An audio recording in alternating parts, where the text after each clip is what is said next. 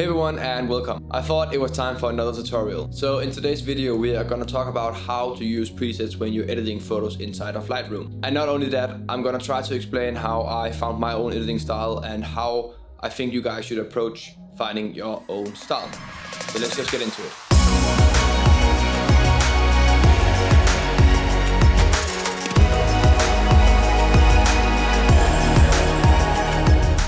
So just before we actually get into Lightroom, there is one thing I want to say before we get started with anything with presets, and that is I don't believe in anything called a one-click preset. I know some preset packs advertise one click and they work, you don't have to do anything else. I don't believe in that because every photo is different. Sometimes your exposure is not exposed correctly, sometimes the white balance is a bit off, sometimes the colors just doesn't fit. So you will 100% sure have to make some changes no matter what preset you buy. But with that said, I do think presets is one of the most essential things you can have as a photographer because it speeds up your process a lot, it makes your work look consistent, and it can also make you stand out for your clients. So with that said, let's jump into Lightroom.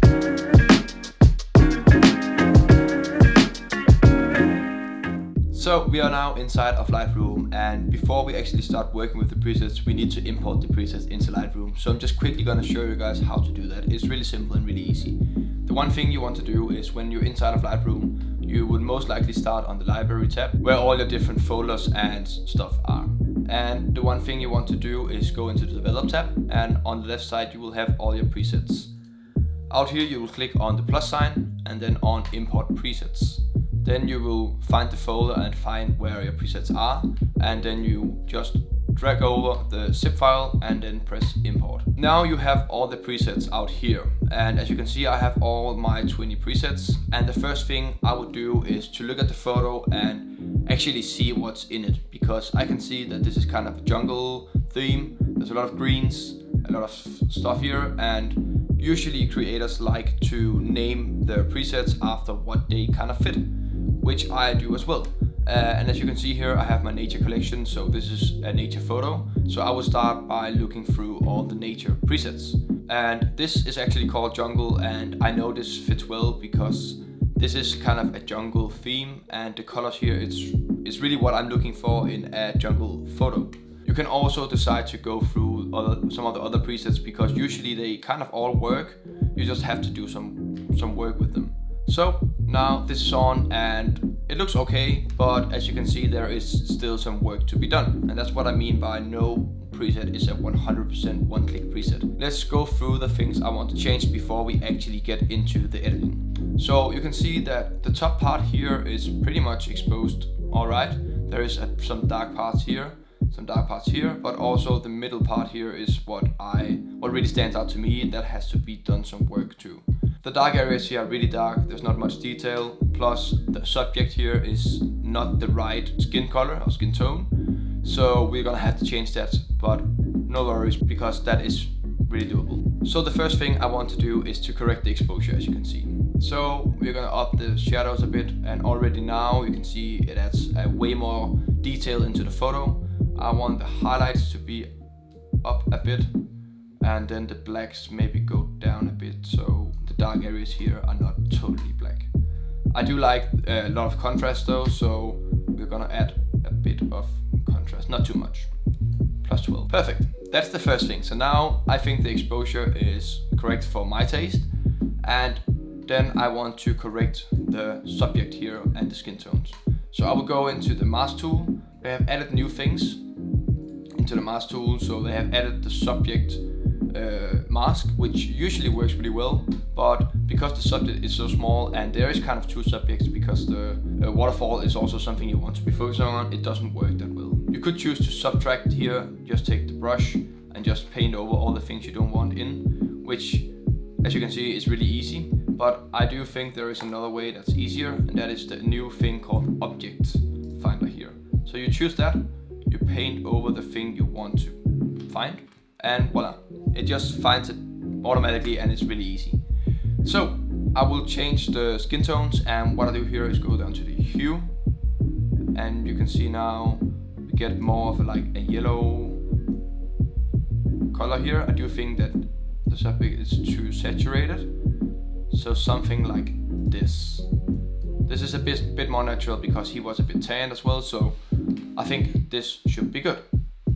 And then the last thing, and this is something I do with every photo, even though I don't use a preset, is using masks to really add either focus to something or subtract focus from something.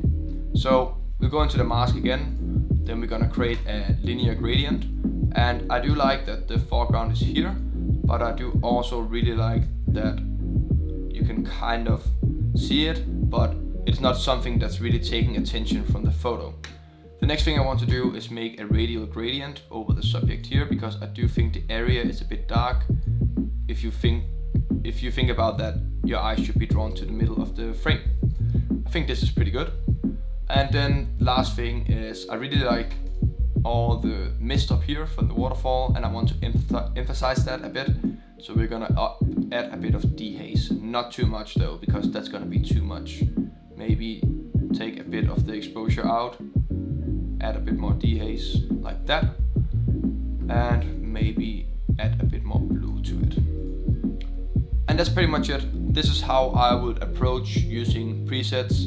Go through the presets first, figure out which one you like the most, and then do all the small adjustments, because this is way faster than if you want to edit from the beginning. So now you've been using other people's presets for a long time and you're really happy with your edits, but you also want to be standing out by yourself and create your own style and your own presets. And how would I approach doing that? It is kind of difficult because it is not something you just do overnight and just decide, okay, now this is my style, this is not my style. It is kind of a process of trial and error, figuring out what you like in photos and what you don't like, and which photos you want certain things in. And to be honest, it took me around 1 to 2 years to develop the style I have now, and I'm sure that I'm not done yet. I'm gonna develop my style throughout my whole career as a photographer. It is just something that you don't really decide, this is now my style forever. You will always develop new taste in photos, you will always have new ways of editing and new colors you like in the photos. So I think at some point your photos is gonna start look consistent because you start making your own presets, but you will always develop your style while you are taking photos. For me, it just comes down to trial and error, try experimenting with stuff inside of Lightroom, move around the sliders, you go down to the colors, you move around the sliders, maybe you like this color instead of this color, and when you find something you really like, you make a preset. And this is one of the most essential things for me when I make my presets, is I like to make a base preset I can work from. So let's say that this is my base preset, I really like this. Then you will go over here to the plus sign again, press on create preset, and then you give it your name. So let's say jungle vibes. And then you choose a group, so this is where it will go into. I already have these groups, so I'm gonna make a new one. And this is gonna call cinematic presets, let's say that. Yeah, it's not spelled right. Cinematic presets. Then you choose all the things you want to be saving. I will never click on the masking because I think masking is very individual for every photo. The same with detail, lens correction, transform, white balance and exposure, in my opinion, doesn't have to be clicked because that is also really individual from how you take the photo. And then the effects tab really depends on what kind of look you're going for, because I have a preset called film look and I really like the grain in that, so that is in the preset. But other than that, I think grain and vignetting is something you should also add after you have kind of edited the base of the photo. So now we have chosen all the things and you click on create.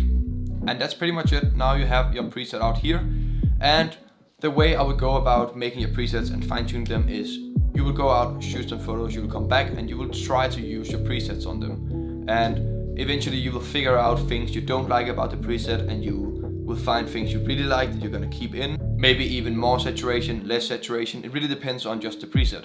So I think this is the way of creating your own presets, and in the long run, as you can see, I've created 20 different presets I'm really happy about, and I feel like they can be used in almost every single photo I have. So yeah, that is pretty much how I would approach editing with presets, making your own presets, finding your own style overall. Yeah. And just before we end this video, I do want to say that I have just dropped my own preset packs. There is a total of 20 different presets that should fit on every kind of photo. But if you don't want to get all 20 of my presets, I've chosen to make the smaller packs as well. They consist of the nature collection, street collection, the sunset sunrise collection, and then a universal collection, which is for more unique photos but is overall more versatile than the other packs. So if you do like my editing style and the colors I have in my photos, and you do want to support me as a creator, you can go to my website and check them out. Everything is explained on my website on which packs I have, how many presets they consist of, what to use them for. So go there, check them out. And if you do decide to buy them, I hope you find them useful, and I just want to thank you in advance. Well, thanks for listening. I really hope you found this video useful, and I hope to see you guys in another one.